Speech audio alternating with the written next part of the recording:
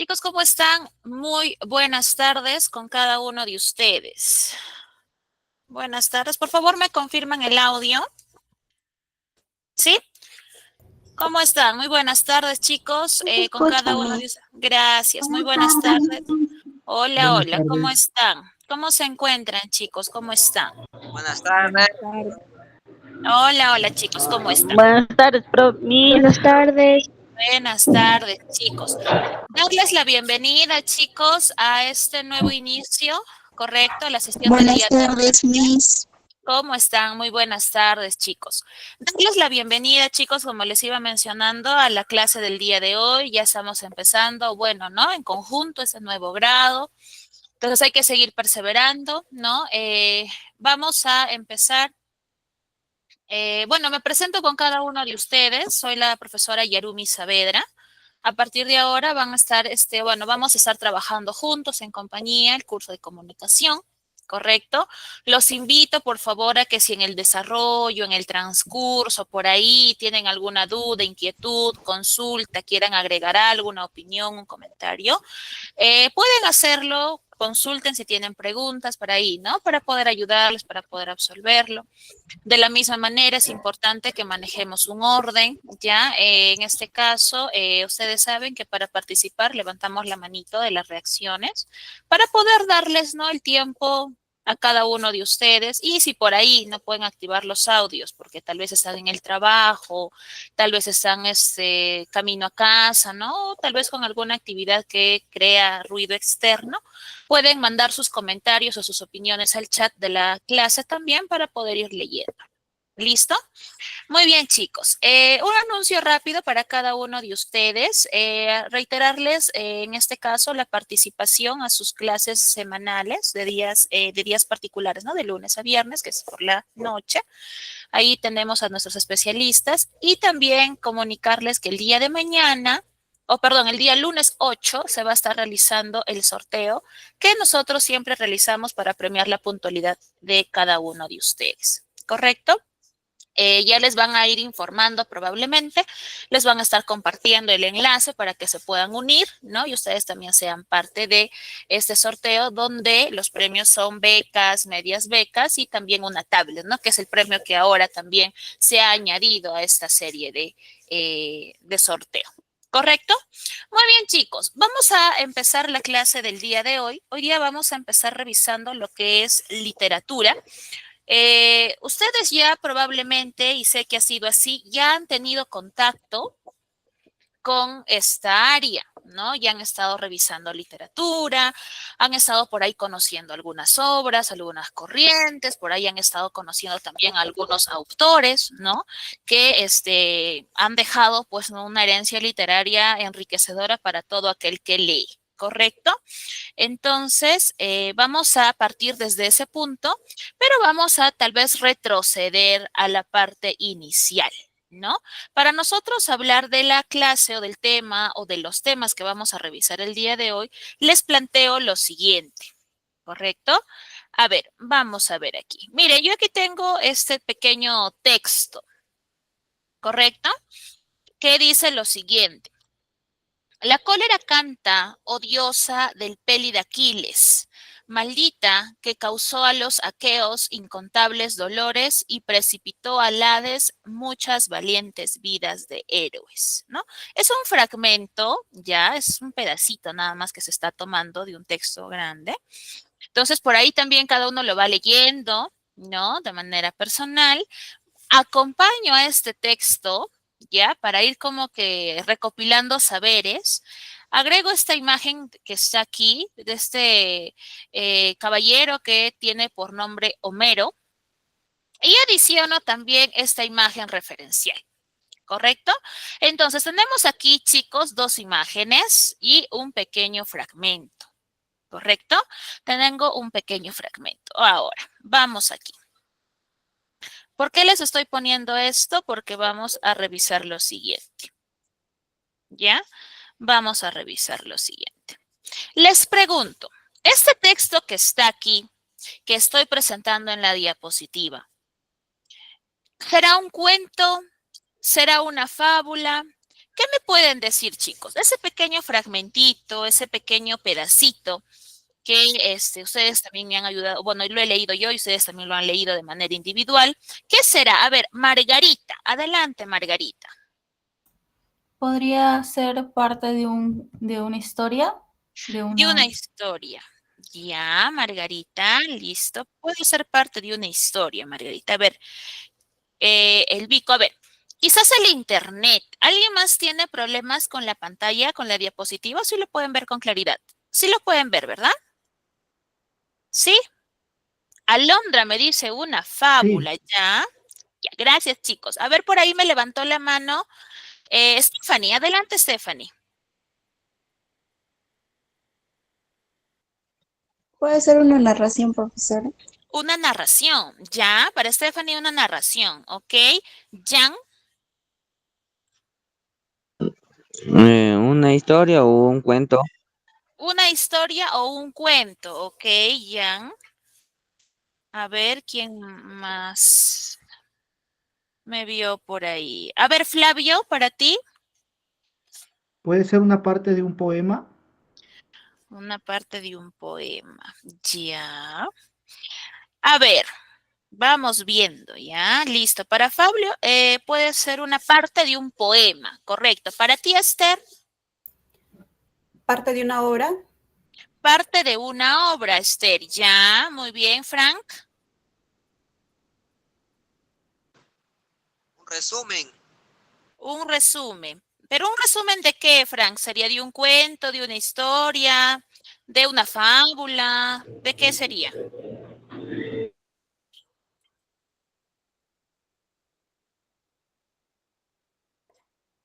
Ya, a ver, mientras va pensándolo ahí, Frank. Cindy, perdón.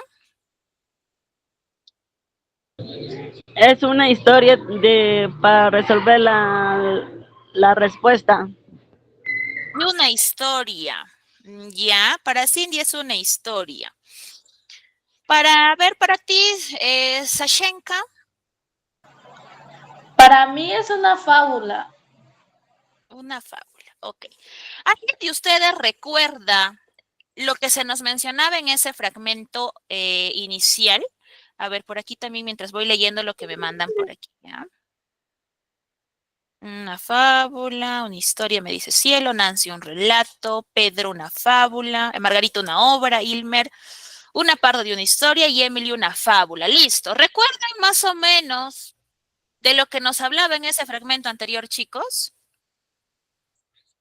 Melissa, De la cólera. de una cólera, ¿ya, Melissa? No, más o menos nos hablaba de una cólera, de una historia, me dice Margarita, ¿ya? Vamos entonces recopilando ello. Ahora, yo les pregunto, este contenido, lo vuelvo a colocar. Ya este contenido que está aquí, la cólera canta odiosa del peli de Aquiles, maldita que causó a los aqueos incontables dolores y precipitó al Hades muchas valientes vidas de héroes. Este contenido, este pequeño fragmentito que tengo aquí, ¿se les hace familiar? Tal vez hay alguna parte de este texto, de este pequeño fragmento, que tal vez les suena a algo. Tal vez por ahí algún dato, alguna palabra, algún contexto, tal vez la imagen que acompaña o las dos imágenes en conjunto. Tal vez por ahí despierta alguna noción de algo que tal vez ustedes han escuchado. A ver, Flavio, adelante.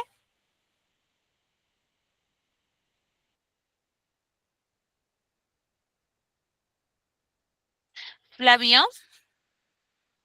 Nos está mostrando en las imágenes que hay una batalla, más el texto, se me imagino que están en una guerra. Ya.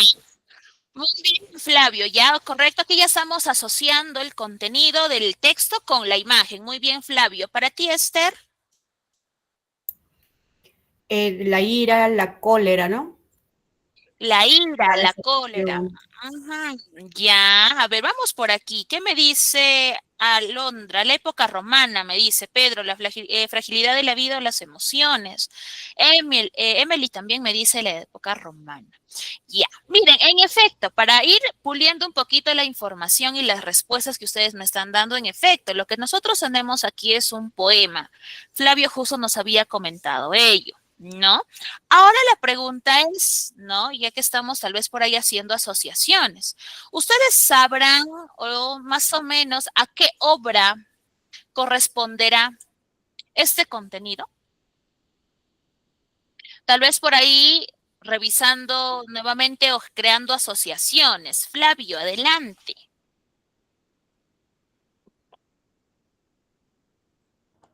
La Ilíada de Homero. Correcto, muy bien, Flavio, muy bien. Miren, cuando nosotros hablamos de literatura y justo al inicio de la clase les decía, ¿no? Ustedes ya han tenido un contacto con la literatura, ¿no? Ya han revisado la literatura, han revisado por ahí alguna corriente en particular, probablemente, han revisado las características, ¿no? Han revisado los autores, las obras, ¿no? Las herencias, ¿no? De estos autores en general que se enmarcan en cada corriente, pero para hablar de literatura también es importante conocer su génesis. ¿Ya? Entonces, el día de hoy, chicos, nosotros vamos a conocer la literatura clásica, ¿correcto? Para poder valorar el origen literario. ¿Por qué? Porque para nosotros conocer la literatura que el día de hoy tal vez se conoce y se practica, ha habido un punto de inicio, ¿no? Ha habido un punto de partida sobre la cual se han ido tejiendo las demás literaturas que se han ido desarrollando a lo largo de la historia. Ahora, cuando nosotros hablamos de literatura, también hablamos de historia, porque mucho de ello influye o ha influido y seguirá influyendo en todas las obras que se puedan enmarcar dentro de las diferentes corrientes. ¿Correcto? Cada corriente literaria tiene su razón de ser, tiene su esencia, tiene sus características, tiene su propósito. Entonces, vamos a rebobinar la literatura y vamos a ir al inicio. Vamos a ir a su génesis, como les decía. Y para hablar de este inicio, de este génesis, vamos a enmarcarnos a hablar del clasicismo griego o de la literatura clásica, como gusten llamarla. ¿Correcto? La literatura clásica, chicos, es la primera manifestación literaria que tiene como origen Grecia y Roma, que se desarrolla en la Edad Antigua, ¿correcto? Esta literatura marca el inicio de las literaturas que se desarrollan a posteriori. Cuando nosotros hablamos de literatura clásica o de clasicismo griego, vamos a hablar del cimiento literario sobre el cual se enmarca todo este desarrollo que hasta la actualidad se viene dando, ¿correcto? Entonces, cabe mencionar que dentro de esta literatura, que es la primera, predominan mucho los relatos cantados. ¿Por qué? Porque la escritura era algo que no estaba muy desarrollado en esta época y si es que lo estaba, solamente eran algunos podían darse el lujo de saber escribir, pero por lo regular todo era oral. Todo era transmitido mediante la oralidad, ¿correcto? Ahora, dentro de este clasicismo griego vamos a encontrar periodos, entre ellos el periodo jónico, que es el que se desarrolla entre el siglo X y el siglo VI antes de Cristo, teniendo como resultado corrientes o en este caso géneros literarios. Ya en el periodo jónico se van a desarrollar dos géneros literarios, que es el género épico y el género lírico. Hay un tercer género, que es el género dramático. Estos tres géneros son los primeros en establecerse y sobre los cuales se clasifican las obras que se desarrollan tanto dentro de esta literatura como en las literaturas que vienen. ¿Correcto? Ahora, en el género épico vamos a encontrar a dos máximos representantes entre los muchos que hay, que son Homero y Hesíodo. ¿Correcto? En el género épico tenemos las obras Ilíada, Odisea, que son las más conocidas y que probablemente ustedes han leído, han escuchado, les han contado. Y también tenemos la obra Teogonía, que pertenece a Hesíodo. El género lírico es el segundo género que se desarrolla dentro de esta literatura. El nombre lírico viene porque las obras que se enmarcan dentro de este género eran poemas que eran cantados, que eran recitados, acompañados de un instrumento musical. Y justamente a raíz del nombre de ese instrumento musical es que nace la palabra lírico. Más o menos ya con eso podemos asociarnos, ¿no? ¿A qué instrumento musical me estaré refiriendo, chicos? ¿A qué instrumento musical le suena la palabra lírico? Porque lírico nace justamente de la influencia de este instrumento que acompañan ¿A a la estos lira? aires. Correcto, Flavio. Por la lira. Ujú, muy bien. Estos cantos, estos recitales eran acompañados por la lira y justamente a raíz de ello es que a este género literario se le coloca el nombre de lírico. ¿Correcto? Dentro de este género tenemos a dos de sus representantes que son Píndaro y es Safo. ¿Correcto? Píndaro desarrolla o crea o compone la obra Epinicios y Safo Epitalamios. ¿Correcto? Entonces, recuerden, dentro de la literatura clásica se desarrollan 3 géneros literarios. Ahorita vamos a revisar estos 2, el épico y el lírico, pero hay un tercer género que es el género dramático. ¿Correcto? Pero vamos a centrarnos aquí. Ahora, cabe recalcar que nosotros cuando hablamos de literatura, y es más, ustedes que están a puertas de terminar, probablemente muchos van a ir a una universidad. Y preguntas claves de exámenes de admisión son las obras de Homero, ¿no? Pese a la antigüedad que tienen, pese a que nos estamos ubicando y trasladando a una época de siglos atrás, son obras que hasta la actualidad están vigentes, son obras que no han dejado de leerse, obras que incluso han sido traducidas a muchísimos idiomas con la intención de que se comparte el contenido, ¿correcto? Pero hablando de Homero específicamente y centrándonos en él, vamos a hablar o nombrar sobre la cuestión homérica, que es un punto importante que siempre se debe mencionar y que ustedes deben de conocer.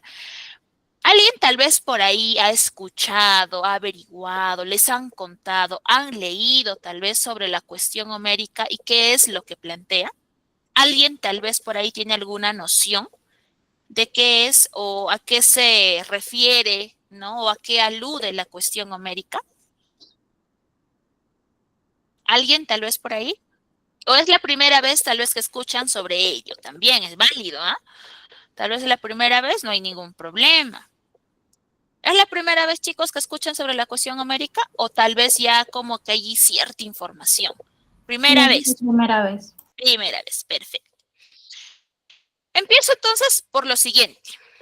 El nombre Homero tiene un significado. ¿Alguien sabe qué significa Homero? Probablemente por ahí lo va a buscar o lo ha buscado y Homero significa el que no ve. Homero era una persona ciega, chicos. Era una persona ciega. Entonces, ¿a qué se enfoca esta cuestión homérica? ¿Qué es? La cuestión homérica básicamente es un debate que se da.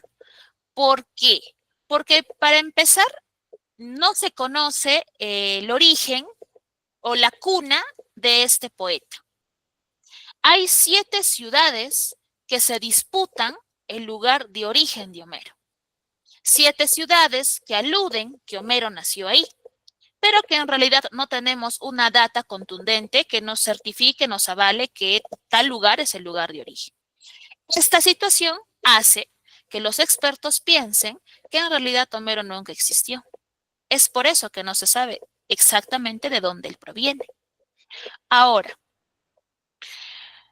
por esta misma razón de que se duda de la existencia de Homero, es que también se duda de si él fue el que escribió esas 2 obras póstumas que son la Ilíada y la Odisea.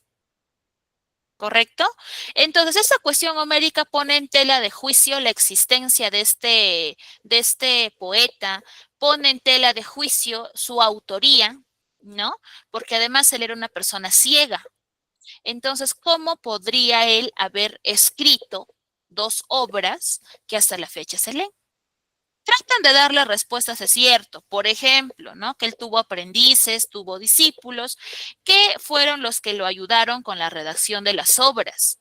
Puede ser, pero en realidad no se tiene a ciencia exacta o precisa si esto realmente fue así, ¿no? Entonces, ahí está un poquito de la cuestión homérica. Ahora, justamente el día de hoy vamos a partir nosotros hablando y conociendo estas dos obras que yo asumo tal vez por ahí tenemos nociones, ¿verdad? Entonces vamos a ir conversando un poquito sobre ello. Como lo mencionamos aquí en la cuestión homérica, Homero ha tenido dentro de su autoría dos obras bastante populares, que son la Odisea y la Ilíada, ¿correcto? Ambas obras se relacionan, desde ahora les menciono ello, y cabe recalcar antes que la literatura clásica tiene características, ¿correcto? Para empezar, en la literatura clásica va a haber existencia de bases mitológicas. ¿A qué me refiero? Que va a haber intervención de dioses. Por ahí ustedes deben haber escuchado de la diosa Atenea, Afrodita, Zeus, Neptuno, Hades, por ahí Juno, etcétera. Hefestos, Apolo, ¿no? Entonces, dentro de la literatura griega existe bases mitológicas, ¿correcto? ¿Qué otra característica más tiene esa literatura? Que tiene una visión antropocentrista, es decir, se centra en el hombre. El hombre es el centro del universo, del mundo, el hombre, no otra cosa, el hombre. Por eso es visión antropocentrista. Tiene además forma antropomorfa. ¿A qué me refiero con ello? Que los dioses, que son aquellos que intervienen tanto en la Ilíada como en la Odisea, tienen forma humana. Por lo tanto, un mortal puede hablar con los dioses, puede verlos, puede tocarlos, estos pueden ayudarle de manera directa, mostrándose, ¿no? Entonces, los dioses tienen son antropomorfos, tienen forma humana. ¿Qué otra característica más debemos conocer aquí? Que la literatura clásica tiene una tendencia a la predestinación. ¿A qué me refiero con esto? Que los personajes que se trabajan o que tienen mayor preponderancia dentro de estas obras ya tienen su destino marcado. Ya no pueden, así hagan lo que hagan, el destino no lo van a cambiar porque ya está escrito. ¿Correcto? Y una quinta, en este caso, característica es que tiene un afán didáctico. A través de las obras tratan de educar, tratan de enseñar, tratan de hacerle ver al público o a las personas las diferentes situaciones también, entre ellas positivas y otras tal vez negativas, para que éstas se efectúen, tal vez las puedas imitar y también otras que evites, que no repitas. Ya, entonces, teniendo en cuenta esas 5 características, vamos a partir con la Ilíada, ¿correcto? Por ahí, si tienen algún dato de la obra, me levantan la manito y vamos compartiendo ello. Para empezar, la Ilíada, chicos, es una epopeya. La Ilíada está dentro del género épico, ¿correcto? Pertenece al género épico y desarrolla la especie epopeya heroica. ¿Correcto? La Ilíada está conformada, escrita o dividida en 24 cantos, ¿correcto? 24 cantos, teniendo como antecedente ya el mito de la manzana de la discordia. Dentro de la Ilíada, el tema que se va a desarrollar son básicamente las cóleras de Aquiles, ¿correcto? Son las cóleras de Aquiles. La Ilíada es una obra que nos va a contar, justo como al inicio estábamos conversando y me decían, profesora, se ve una guerra, y en efecto es así. La Ilíada nos va a contar los últimos 51 días de la guerra que se da entre griegos y troyanos, ¿correcto? Esta guerra en realidad dura 10 años, ¿correcto? 10 años. Pero en la obra solamente se nos cuenta lo que pasa en los últimos 51 días. Nada más. ¿Correcto? Ahora, Para tal vez darnos el contexto del mito de la manzana de la discordia, vamos a mencionar lo siguiente.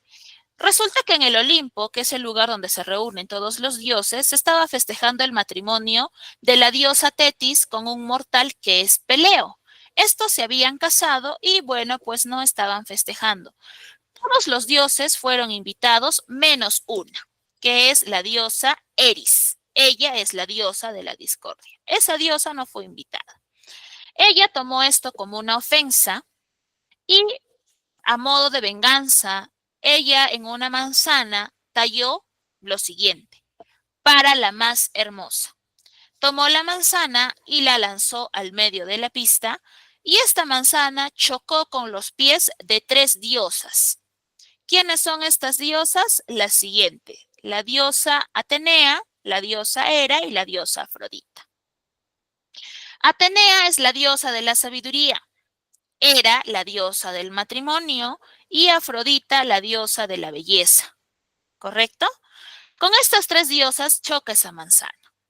Zeus, para evitar un conflicto en el Olimpo y que tal vez estas diosas no se enojen con él o con los otros dioses, deciden enviarlas en el joven más apuesto, en el mortal más apuesto, que es Paris, para que éste elija cuál de estas 3 es la acreedora de esa manzana. Estas 3 diosas viajan o bajan en Paris. Paris está muy tranquilo, descansando, y estas 3 diosas se presentan. Cada una de estas le ofrece algo a cambio de que Paris la elija como la más hermosa. Una de ellas le ofrece el poder de todos los tronos, de todos los pueblos, que donde vaya él iba a dominar. Otra le ofrece la victoria, que la estrategia, que cualquier pelea o guerra a la cual él se enfrente, él va a salir victorioso. Y otra le ofrece el amor de la mujer más bella, y Paris elige a esta última. ¿Quién es la mujer más bella? Helena, la esposa de Agamenón. ¿Quién es Agamenón? Es el rey de los griegos, vamos a decirlo así. Bueno, las otras 2 diosas, tanto Atenea como Hera, se enojan porque Afrodita fue la acreedora de esa manzana y se van molestas. ¿Correcto? Entonces, ¿esto influye en algo la historia? Por supuesto. Porque Atenea, y cabe mencionar aquí, hago un paréntesis, que Paris es un príncipe troyano. ¿Correcto? Paris es troyano. Entonces, como Afrodita es la ganadora, Afrodita se vuelve la aliada de Paris, lo cuida, lo protege. Mientras que Atenea se vuelve amiga, o vamos a decir un arma más para los griegos, ¿no? ¿Por qué la influencia de los griegos, o perdón, de los dioses es importante? Porque como estos dioses tienen algo en específico en lo que son buenos o se les cataloga, sus habilidades son usadas por estos. Entonces, la Ilíada básicamente va a narrarnos, como les mencionaba, los 51 últimos días de la guerra que se da entre griegos y troyanos, ¿correcto? La primera cólera que sufre Aquiles es que Agamenón toma de rehén y a la fuerza a Briseida. ¿Quién es Briseida? Briseida es en este caso, la esclava de Aquiles, ¿correcto? Aquiles se entera de esto, él lo toma como una ofensa, va al castillo de Agamenón a pedirle que le entregue, que le devuelva a Briseida, pero este se niega a hacerlo y Aquiles, en su cólera, y como lo toma como ofensa, como les menciono, decide renunciar a la guerra y retirarse. Se va. En su madre, Aquiles es hijo de la diosa Tetis y del mortal Peleo, lo que significa que Aquiles es un semidios. Va, se queja, le cuenta a su madre lo que ha pasado con Agamenón y Tetis, furiosa por lo que le han hecho a su hijo, va y le pide a Zeus que los griegos pierdan la pelea, que pierdan la guerra y que ganen los troyanos. Entonces, Aquiles ya no quiere saber absolutamente nada de la pelea, de la guerra, Entonces, ¿qué hace? Su amigo Patroclo, ¿ya? Su amigo Patroclo va a buscar a Aquiles a pedirle que por favor regrese, porque los troyanos estaban ganando partida, porque los troyanos ya sabían que Aquiles se había retirado y sabían que con él fuera ellos tenían las de ganar y las cosas estaban saliendo de control, ¿no? Entonces Patroclo va, lo busca, le pide que haga ello, pero Aquiles se niega a hacerlo. ¿Qué hace Patroclo? En su desesperación, toma la armadura de Aquiles, se la coloca y también toma el caballo y va hacia la fortaleza de los troyanos para que pueda combatirlos. Los troyanos de lejos creen haber visto o creen que el que está acercándose es Aquiles porque lo confunden, ya que Patroclo estaba pues con todas las armaduras y demás.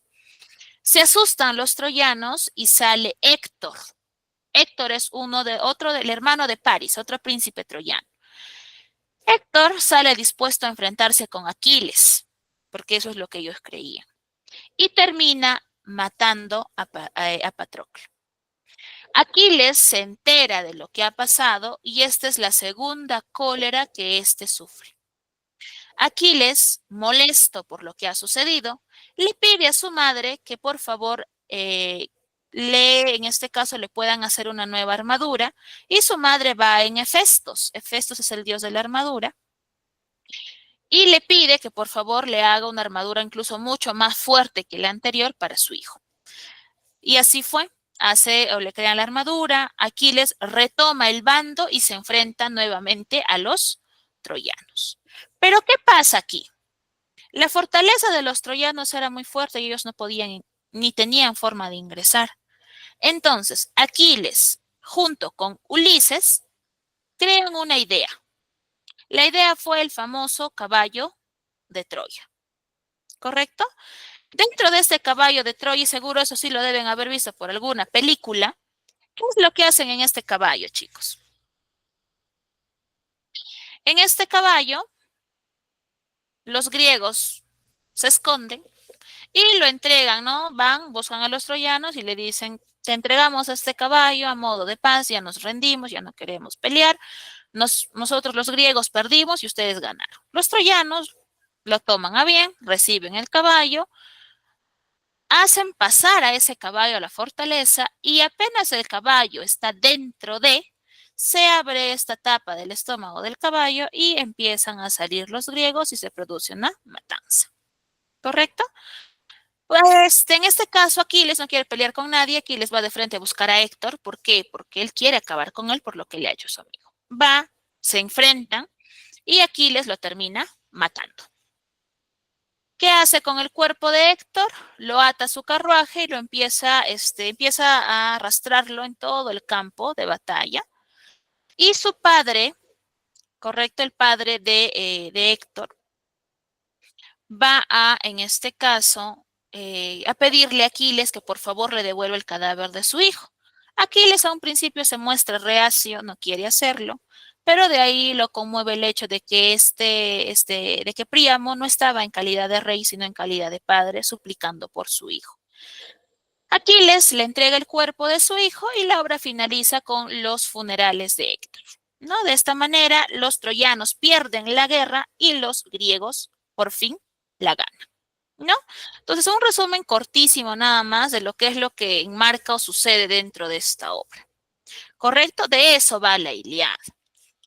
Ahora, yo les decía que la Ilíada junto con la Odisea iban de la mano.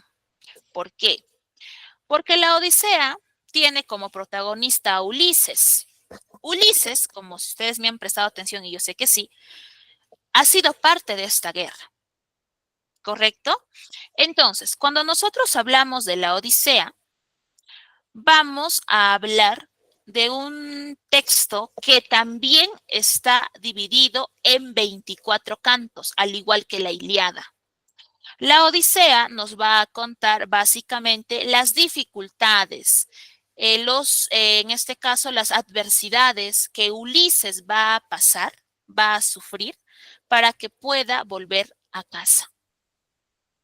La Odisea es la continuación de alguna forma u otra. ¿Por qué? Porque cuando la guerra de Troya termina en la Ilíada, después de 10 años de luchas y peleas y guerra, termina, Ulises está listo para regresar a su amada Ítaca, ¿correcto? Aquí justo tengo las 3 partes de la obra, ¿no? Porque la Odisea se divide en 3 partes: la telemaquía, las aventuras de Ulises y la muerte de los pretendientes. En la telemaquía básicamente se nos va a contar que su hijo Telémaco decide salir de Ítaca a buscar a su padre. Son más de 10 años los que, de los que tal vez este hijo no ha tenido noticias de su papá. No sabe si está vivo, si está muerto, si algo le pasó o si está perdido. Entonces, él decide salir y buscar a su padre porque además en su reino estaba viendo una situación muy complicada porque había muchos hombres que querían desposar a su madre. Entonces, en la telemaquía nos cuenta ello. En las aventuras de Ulises se nos va a contar toda esta odisea, todo este recorrido, toda esta ruta, todas estas adversidades que Ulises pasa para que regrese a Ítaca, y finalmente en la muerte de los pretendientes nos cuenta cómo Ulises acaba con cada uno de estos. Resumen rápido, y para eso tengo este mapita de aquí. Ulises sale de Ítaca a Troya para que combata. En Troya, Ulises se queda 10 años en la guerra. Terminan esa guerra y demora otros 10 años más en volver a Ítaca. Es decir, Ulises está fuera de su casa, vamos a decirlo así, unos 20 años. ¿Correcto? Ulises, después de que termina la guerra de Troya, va a llegar a la isla de los lotófagos. En esta isla está la flor de loto, y toda persona que consuma esta flor se le olvida su objetivo inicial. Al llegar a esta isla, los tripulantes de Ulises, porque Ulises no viaja solo, viaja acompañado, bajan con la advertencia de que no coman la flor de loto, pero esos no hacen caso y la comen, y se olvidan de querer volver a Ítaca. ¿Qué hace Ulises? Los toma por la fuerza y los devuelve al barco para que puedan continuar con su camino. Continúan con la ruta y van a llegar a la isla de los Cíclopes. Aquí Ulises va a conocer a Polifemo. Polifemo es uno de los cíclopes que le gusta, en este caso, cuidar a sus ovejas, ¿no? Es su rutina. Y por querer buscar comida, Ulises, en compañía de otros hombres, se introducen a una cueva. Hay que entender que los cíclopes son seres gigantes de un solo ojo, ¿correcto? Cuando estos se introducen, Polifemo vuelve a casa, arrea a sus ovejas y cierra la cueva con una roca inmensa, roca que Ulises no puede mover. Polifemo descubre que dentro de su casa están estos intrusos y se los empieza a comer, uno por día. En este caso, Ulises se desespera porque ya no quiere que sus compañeros de viaje se sigan muriendo y decide idear un plan. Empieza a entablar una comunicación con Polifemo y Polifemo le pregunta: ¿cómo te llamas? Y Ulises hábilmente le dice: Nadie. Me llamo Nadie. Polifemo le cree y cuando está durmiendo, Ulises le atraviesa con una especie de lanza, le atraviesa el ojo. Como era el único que tenía, Polifemo despierta con un alarido de dolor y empieza a gritar, a maldecirlo. Los cíclopes vecinos pasan por ahí y le preguntan: ¿qué te pasa? Y él les responde: me han lastimado, me han atravesado el ojo. ¿Quién fue para buscarlo?, le dicen sus vecinos, cíclopes, y les contesta: nadie, fue nadie. Los los cíclopes adicionales, los vecinos lo toman por loco y siguen su camino. De esta manera, Polifemo queda ciego y la única forma de salir de la cueva es camuflándose en las ovejas. Y así lo hacen. Es la única manera en la que ellos logran escapar. Ulises sube a su barco y se va. Pero antes de irse, Polifemo lo maldice y se queja en su padre, que es el dios del mar, y dios promete vengarse de Ulises por el daño que le había hecho a su hijo. ¿Cómo fue su castigo de ese dios del mar? Crear una tormenta para que el barco cambie de ruta y esto le complique el viaje a Ulises. De esta manera Ulises llega a la isla de Eolo, dios del viento, y este le regala varias bolsitas con diferentes tipos de viento y le dice que sea cauteloso y las abra según las necesidades que él tenga. Regresa al barco, lo guarda. Sus tripulantes piensan que es tesoros que Ulises no quiere compartir con ellos y lo abre. Y esto crea otro problema. El barco se va en múltiples direcciones porque los vientos son del norte, son del sur, ¿no? Y el barco termina nuevamente perdiendo el rumbo. De esta manera, Ulises con sus amigos llegan a la morada o a la isla de Circe. Circe es una hechicera que convierte a los tripulantes en cerdos, ¿no? Pero para que Ulises vaya y la confronte, es advertido por un dios y este dios le entrega una planta, una hierba, que le dice que la va a proteger o lo va a proteger de los encantos o de los hechizos de Circe. Ulises va preparado, Circe no sabía esto, lo enfrenta y Circe intenta convertirlo en cerdo también, pero no lo logra y de esta manera Circe logra que Ulises se quede en esa isla un año. Después de ese año, Ulises le dice que es tiempo de irse y Circe muy triste le dice que está bien, pero antes le advierte que en el camino se va a encontrar con las sirenas Caribdis y Escila y que tenga mucho cuidado, porque estas matan a los marineros y encantan, ¿no? Nosotros sabemos por mitología cuál es la situación de las sirenas. Bueno, llega esa parte, pero antes de Ulises les pide a sus tripulantes que lo aten lo más fuerte que puedan al mástil del barco para que por mucha fuerza que haga, no pueda irse con las sirenas. Y además que le pongan, o los tripulantes se pongan cera en los oídos para que estos no escuchen este canto de las sirenas. Y así lo hacen. Llegan a la isla donde están estas sirenas y Ulises trata de desatarse para irse con ellas, pero no lo puede hacer y pasan esta dificultad. De esa manera llegan a la isla de Helios. Aquí tenemos a ovejas sagradas que nadie puede tocarlas ni matarlas, pero los tripulantes hacen todo lo contrario. Y a modo de castigo, Helios destruye la nave de Ulises. Tratan de arreglarlo, tratan de ver la manera de solucionarlo y continúan con su viaje y llegan a la isla de Calipso. Dentro de esta isla, Ulises se va a quedar unos 7 años con ella. Después de esos 7 años, él reacciona nuevamente y dice que es tiempo de irse a casa. Con los tripulantes que le quedan, nuevamente decide emprender el viaje y llega a la tierra de los Efesios. En esta tierra cuenta al príncipe y al rey, y a su hija las travesías que ha pasado y le pide que su objetivo es volver a Ítaca. Los efesios lo ayudan y son estos quienes finalmente son el último escalón y el trampolín para que llegue a su amada Ítaca. Al llegar, se da con la sorpresa de que tiene un montón de hombres esperando casarse con su esposa Penélope. Pero él no llega y se muestra como tal desde un principio, sino que se disfraza de un mendigo para que nadie lo reconozca. Penélope no se quiere casar, no quiere desposarse porque ella cree que su esposo, Ulises, aún está vivo, pero ya no sabe qué más hacer porque estos hombres abusaron de la confianza del castillo, bebieron, comieron en exceso, hicieron daños y presionaban demasiado para casarse con la reina, ¿no? Con Penélope. Así que Penélope pone una prueba y dice que aquel que logre cumplir la prueba será la persona con la que ella se case. La prueba era del arco y la flecha. Era atravesar con una sola flecha 10 casilleros. Y ella sabía que nadie iba a poder hacer ello más que su esposo. Van pasando los pretendientes, ninguno puede, hasta que Ulises toma la batuta y es el único que logra hacer ello.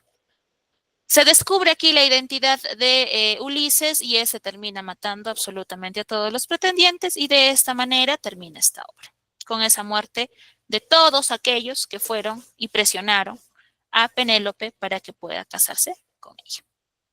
Entonces, miren, la Ilíada y la Odisea son estas dos obras que se tejen una con la otra y que tienen personajes aquí importantes, ¿no? En la Ilíada tenemos al personaje o al héroe que es Aquiles y dentro de la Odisea tenemos al héroe que es Ulises. ¿Correcto? Hasta aquí. ¿Alguna duda, pregunta, consulta, chicos, o tal vez algún dato que quieran añadir? ¿Alguno de ustedes? Algo, chicos, tal vez por ahí un dato, profesora, faltó mencionar esto, tal vez por ahí.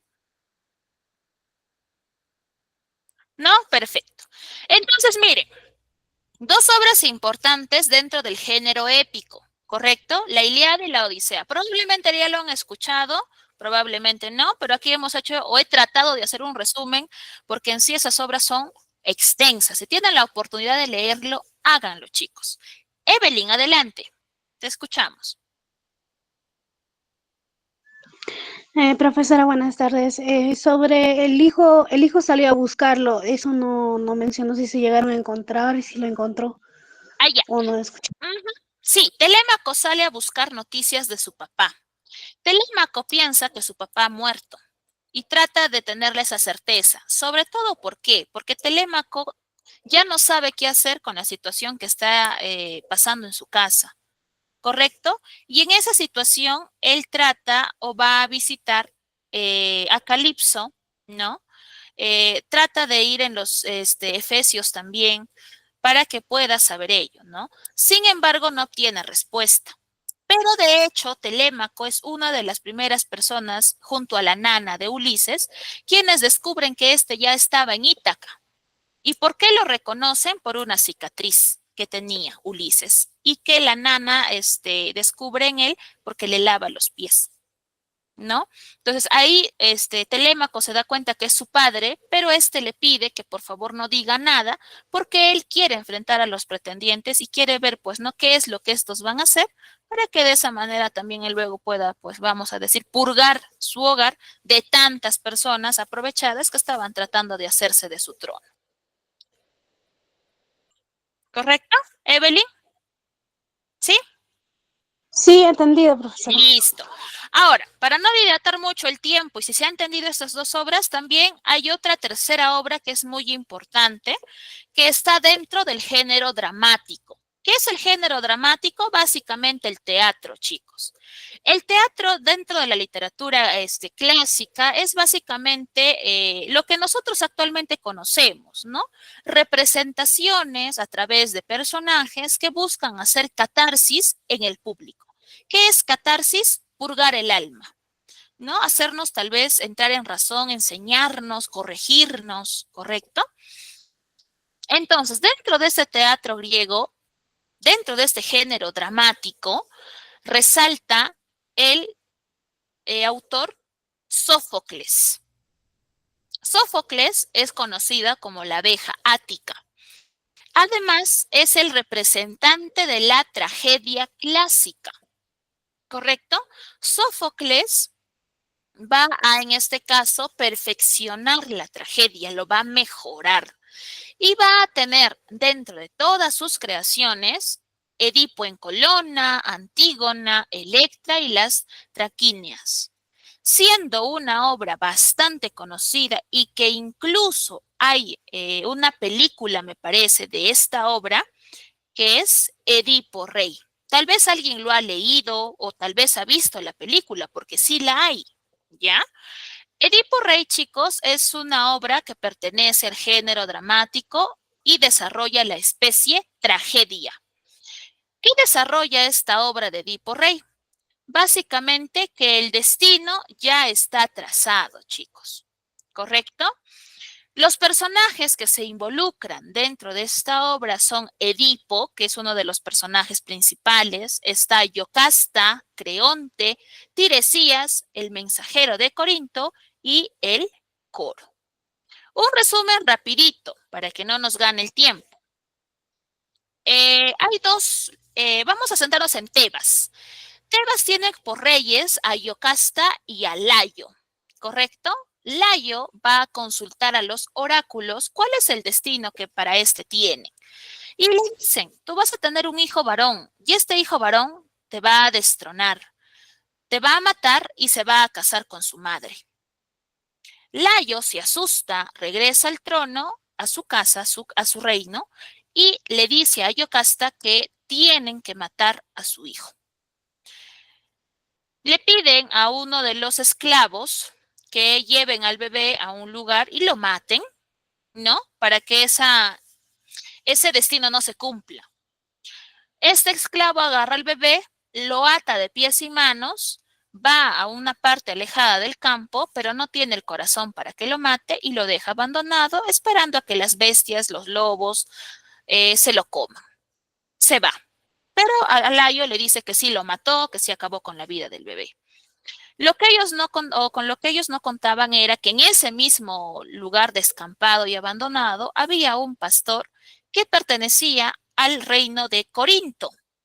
Este encuentra a este bebé atado de pies y manos y lo lleva ante sus reyes. Los reyes de Corinto son Mérope y Pólibo. Estos no podían tener hijos y al ver a este bebé deciden quedárselo y hacerlo o lo toman como hijo. Le ponen el nombre de Edipo porque Edipo significa el de los pies hinchados. Y como él lo encontraron atados de pies y manos, estaba hinchadito sus piecitos, ¿no? Entonces, a raíz de eso le ponen ese nombre. Los años pasan, Edipo es un jovencito, ya creció, y va a consultar a los oráculos cuál es su destino. Los oráculos le dicen que iba a matar a su padre y se iba a casar con su madre. Asustado de ello, decide escaparse de Corinto y llega a un camino o un cruce de 3 caminos, donde tiene un pequeño enfrentamiento con muchos hombres y un hombre en particular que estaba escoltado. Los termina matando a todos y se escapa hacia Tebas. Tebas era una ciudad que estaba, vamos a decir, bajo el miedo de la Esfinge. Y dan, en este caso, la orden de que aquel que acabe con la Esfinge se iba a casar con la reina, ya que el rey había muerto. La Esfinge tiene un acertijo, que es ¿qué es eso que por las mañanas camina en 4 patas, por la tarde en 2 y al caer la noche en 3? Edipo contesta de manera correcta este acertijo y termina matando a la Esfinge y termina, por lo tanto, convirtiéndose en rey de Tebas. Se casa con Yocasta, tienen hijos, pero de repente Tebas es asolado por una peste. Los ganados empiezan a morir, la tierra se vuelve estéril, la gente empieza a enfermar, empieza a haber sequías y nadie entiende por qué. Creonte, el cuñado de Edipo, hermano de Yocasta, fue enviado, por lo tanto, a los oráculos y vuelve a Tebas acompañado de Tiresias. Tiresias es un hombre ciego, es un adivino y es el enviado de Apolo. Apolo es el dios de la adivinación. En este caso, Edipo le pregunta, ¿no?, qué es lo que ha pasado. Y Tiresias le dice que el pueblo está teniendo esta peste porque hay alguien que está ensuciando esas tierras. Edipo da el edicto de que aquel que sepa quién es el causante de ello iba a ser desterrado totalmente de Tebas a un lugar donde nadie podría dirigirle la palabra. Tiresias le dice que el responsable es aquel que ha matado al rey Layo, ¿no?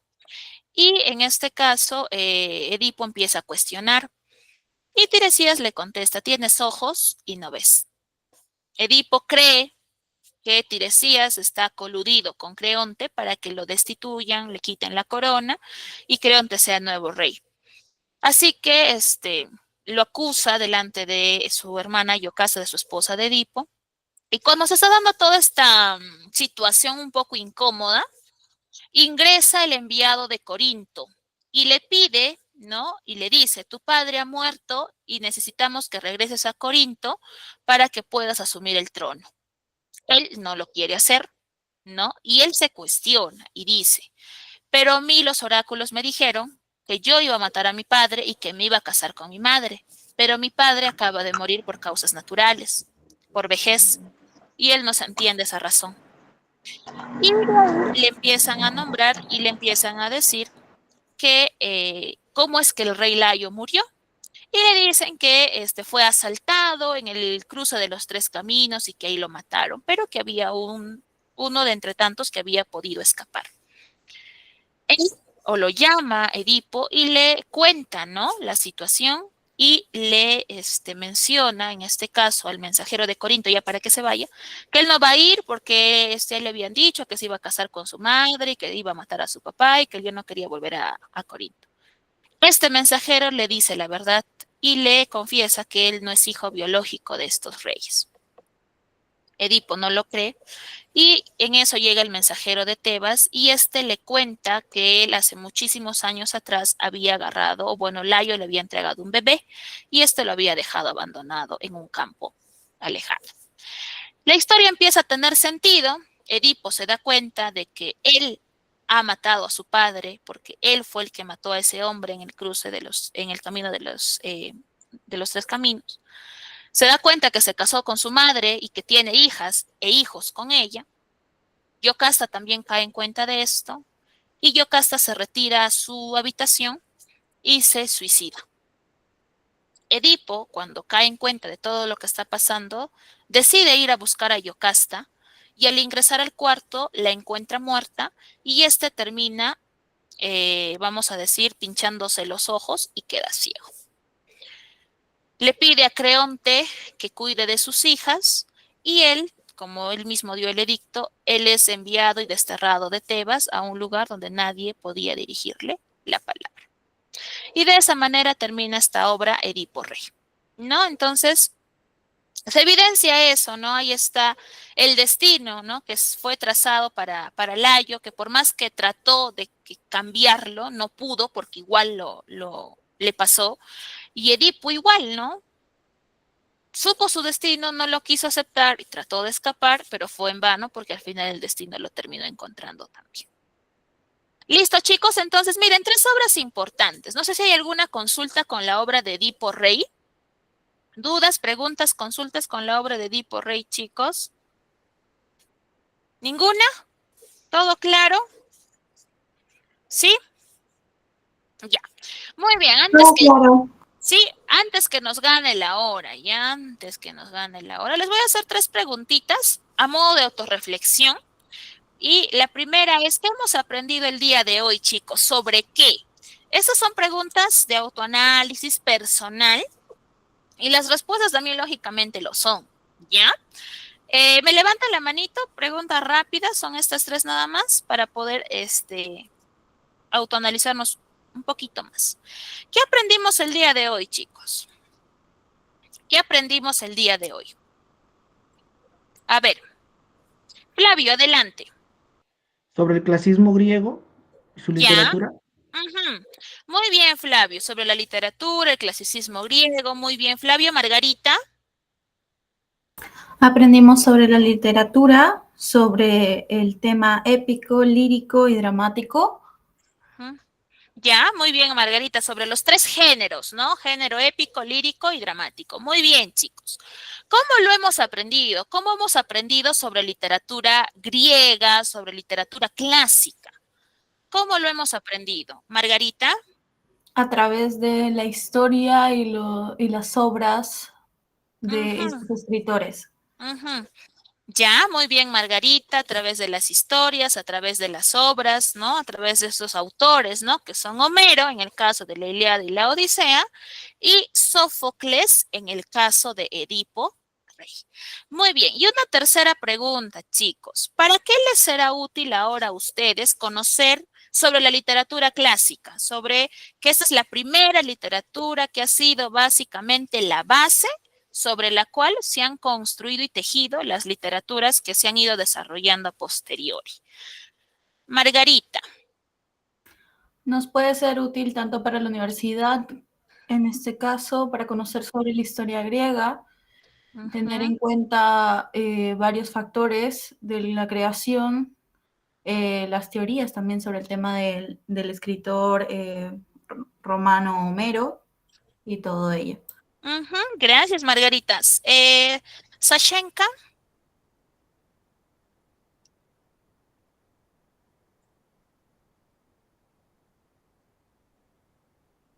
Adelante, Sashenka. Ahí, Alondra, mientras Sashenka. Ahí está. Adelante, Sashenka. Sí, ahora sí. Adelante. Sí, adelante. Miss, yo iba a decir lo mismo que dijo Margarita. Ya se conectaron entonces. Listo. Ya. A ver, Flavio, adelante.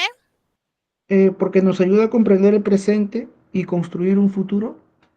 Ya, ok, Flavio, muy bien. Alondra me dice para saber más sobre los antepasados y leyendas que pasaron anteriormente y también para tener en cuenta muchas cosas y para los estudios, ¿ok? Pedro me dice para tener una fuente de inspiración y desarrollo el pensamiento crítico. Ya, muy bien, chicos. Gracias por el tiempo que se han dado el día de hoy. Un gusto poder conocerlos a cada uno de ustedes y ya nos vamos encontrando en la próxima sesión. ¿Listo, chicos? Cuídense. Buenas tardes con cada uno de ustedes. Hasta el próximo sábado. Gracias, buenas tardes. Chao, Miss. Gracias, Ana. Cuídense, chicos. Chao. Gracias, Miss. Cuídense, chicos. Chao.